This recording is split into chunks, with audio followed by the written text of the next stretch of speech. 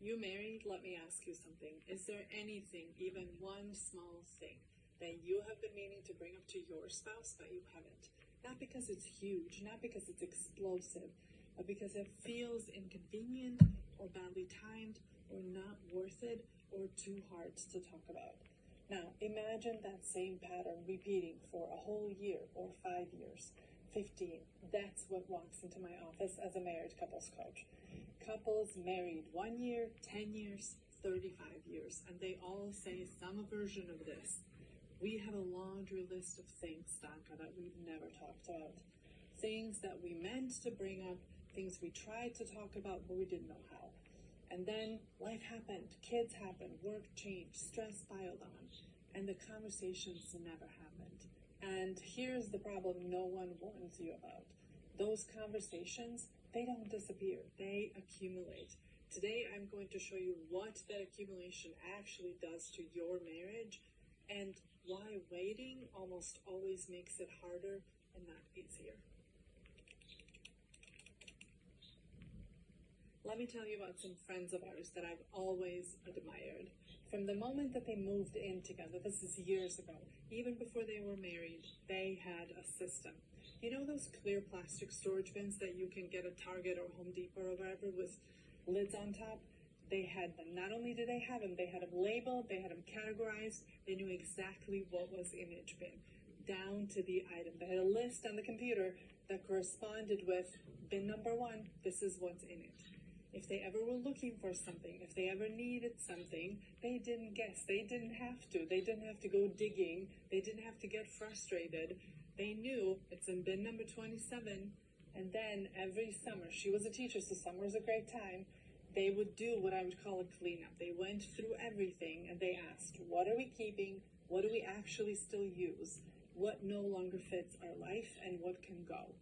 They kept the system, but they updated the contents.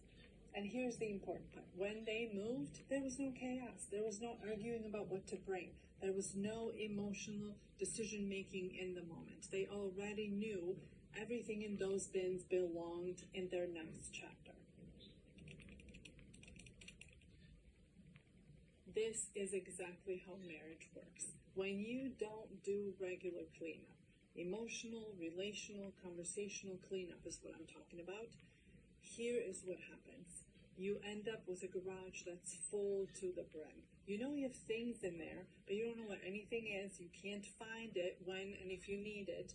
And if someone asks you for something, you're like, I know we have it somewhere, I just don't know where. Is it in the basement, attic, the garage? Couldn't tell you. Oh, maybe the storage unit. That's what unspoken issues do to a marriage. They don't disappear. They just get stored. When couples don't make cleanup a priority, they accumulate years of unspoken frustrations, unresolved hurts, missed conversations, assumptions, small, medium, or large-sized disappointments. And instead of sitting down and addressing them together, they learn how to walk around the mess. They navigate it, they avoid it, they step over it if they have to, but it's still there. And over time, that mess creates what? You could guess it. Disconnection, stress, distance, all the things, right? It makes sense, not because the marriage is bad, but because their garage is full, and they have a hard time coming toward one another. Here's where couples get stuck. They say, it's not that big of a deal. It doesn't feel mission critical, right? The house isn't on fire. It doesn't feel that urgent. And you're right. If your house were actually on fire, you would not delay. I cannot see that happening. You wouldn't say, oh, let's talk about this later. You would act immediately, literally. But most marriage issues, they don't feel like flames. They feel warm. They feel uncomfortable, they feel annoying, but not hot enough, right? So they get postponed and then postponed again until one day, it's not just the one flame, but 10 of them.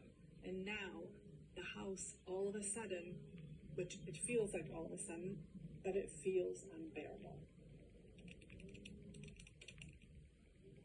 Here's the part that couples don't realize.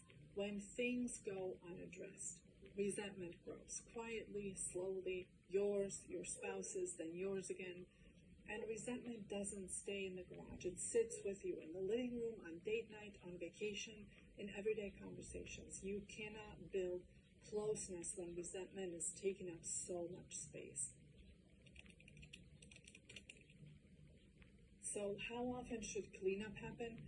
I'm not telling you to process everything all the time, and there's definitely a wrong time to talk. But on the whole, you cannot go years just setting things aside. So once a year, twice a year, whatever rhythm works for you, pick one. You need to be intentional, doing check-ins with one another where you ask each other, what happened that we never talked about? What did we minimize? What did we miss?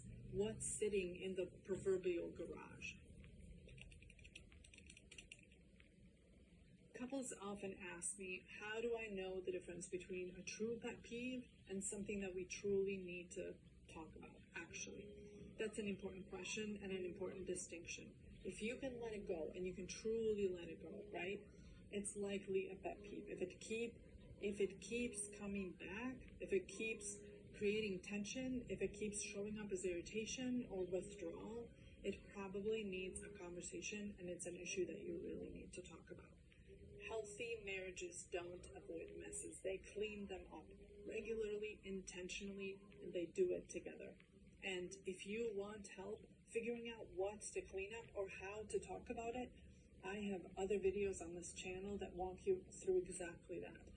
And it starts with knowing when not to talk about it. So I invite you to watch that video next. Figure out whether you're making one of those mistakes, whether you're trying to attempt a conversation during one of the wrong times, and you'll be on your way.